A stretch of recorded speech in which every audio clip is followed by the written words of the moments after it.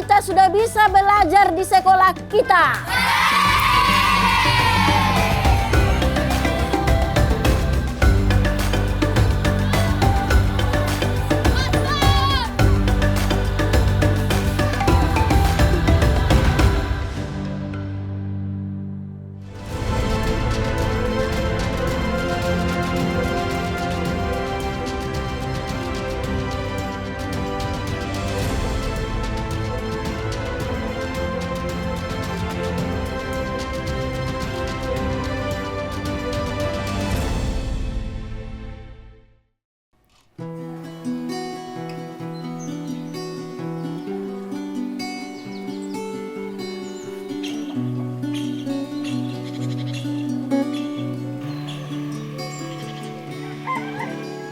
Pagi di desa Hutana Bolon, di balik perbukitan Tapanuli Tengah, anak-anak melangkah dengan tujuan yang sama, sekolah.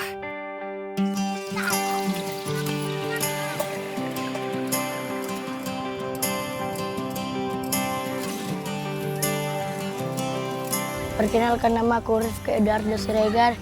Aku sekolah di situ di SD Negeri 155-678 Tanah Bolon 2. Sebentar lagi aku ujian.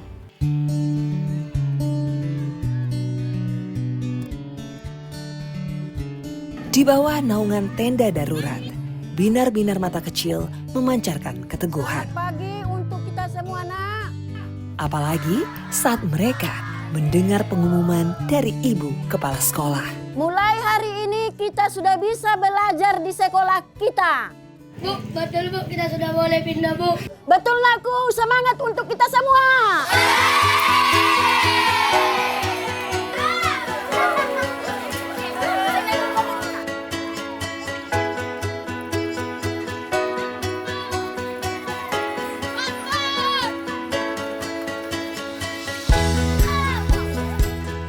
Aku Bintang Johanel Sitompul.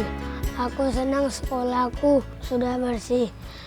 Kemarin 3 kali kena banjir.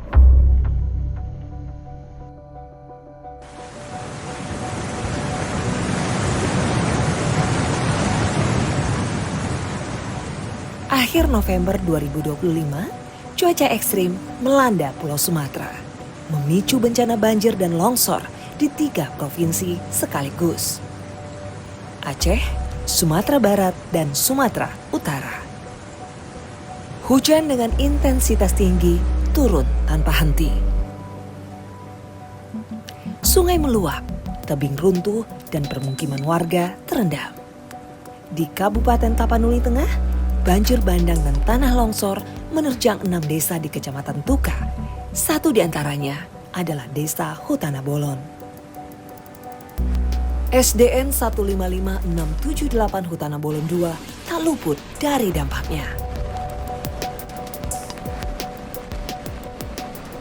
Setelah 3 hari baru datang ke sini menengok sekolah, saya sangat merasa gimana lah ya, sedih. Tidak bisa dibantu semua komputer, laptop, Chromebook. Saya merasa sangat drop saya di situ, nggak bisa dikatakan. Saya melihat sekolah sudah terdampak lumpur, lalu air mengalir. Lalu saya melihat ruangan saya dengan ruangan kepala sekolah sudah banyak yang hancur. Bangku-bangkunya sudah tinggal sedikit, buku-buku di situ sudah tidak ada lagi. Bagi anak-anak, inilah kesedihan luar biasa. Bencana menghancurkan sekolah mereka.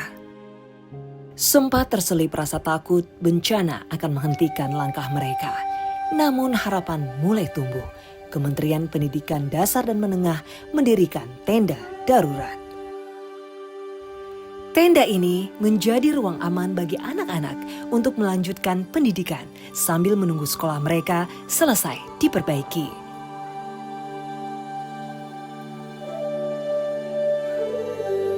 Ya, harapan kami, saya sebagai kepala sekolah dengan guru-guru semua, mudah-mudahan kami, biarpun kami dilanda bencana, kami tidak mau ketinggalan seperti yang tidak kena bencana. Desember pun tiba. Bantuan dari Kementerian Pendidikan Dasar dan Menengah kembali hadir. Ada seragam, tas, sepatu, dan buku-buku. Masyarakat dari berbagai kalangan juga turut antusias datang memberikan berbagai kebutuhan belajar anak-anak.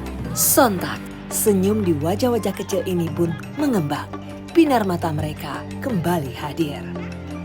Kementerian Pendidikan Dasar dan Menengah memiliki program khusus bagi sekolah terdampak bencana, mulai dari pendataan kerusakan sekolah, pembangunan kelas darurat, hingga penyaluran dana untuk rehabilitasi ataupun pembangunan kembali gedung sekolah yang rusak. Bertahap disalurkan bantuan untuk guru, tak datang sekaligus, tapi diusahakan terbagi merata. Kebahagiaan bertambah saat melihat semua pihak berkontribusi memperbaiki sekolah.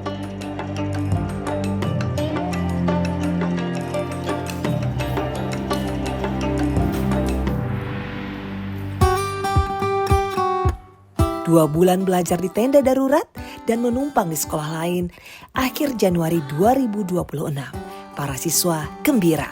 Mereka sudah bisa kembali belajar di gedung sekolah.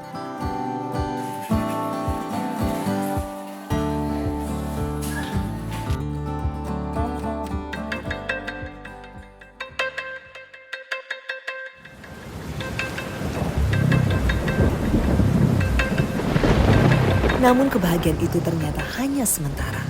2 minggu berjalan, hujan kembali turun. Lebih deras, lebih lama. Sungai kembali meluap. 11 Februari 2026, banjir merendam sekolah untuk kedua kalinya. Mau tak mau, para siswa harus kembali belajar di tenda darurat.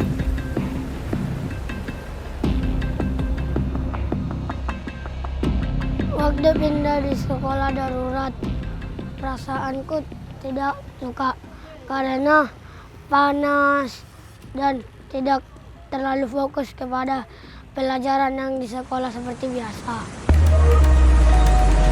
Sayangnya, tak cukup 2 kali. Selang seminggu dari banjir kedua, 16 Februari 2026, banjir ketiga menerjang sekolah.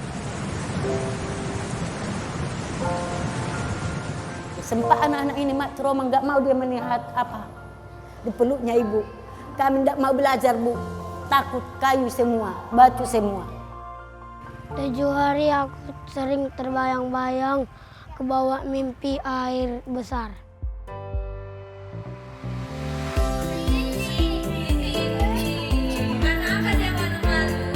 Begitulah, pasca bencana bukan hanya bangunan yang perlu dipulihkan, hati anak-anak pun perlu diperhatikan.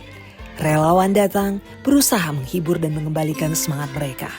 Melalui dongeng, gerak dan lagu, serta menggambar. Di atas kertas putih, mereka menggambar pohon dan sekolah yang berdiri tegak. Secara tersirat dari gambar mereka itu, mereka berharap bumi ini akan kembali pulih kembali dan mereka bisa bersekolah dengan baik kembali di sekolah mereka, dan sekolah mereka bisa dibangun kembali bagi anak-anak yang sekolahnya rusak. Berkali diterjang banjir, berkali air bah menghanyutkan meja dan kursi, merobohkan dinding. Namun yang tidak pernah runtuh adalah harapan. Hari ini untuk pertama kalinya sejak bencana, para murid dan guru SDN 155678 Hutana Bolon II melaksanakan upacara di halaman sekolah tercinta.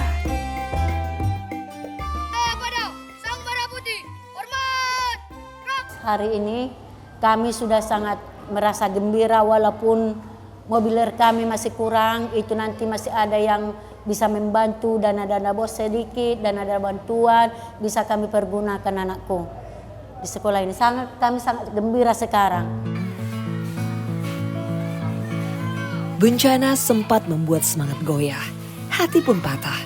Namun tak ada kata menyerah. Masa depan harus lebih kuat diperjuangkan daripada banjir manapun. Saya senang bisa belajar lagi karena sebentar lagi kami akan ujian kelulusan. Mudah-mudahan ranking saya bagus. Berita baiknya, Rifki dan teman-temannya saat ini pun tidak perlu mengkhawatirkan ujian karena pemerintah melalui Kementerian Pendidikan Dasar dan Menengah telah menetapkan kurikulum darurat yang adaptif dan fleksibel bagi siswa di daerah terdampak bencana.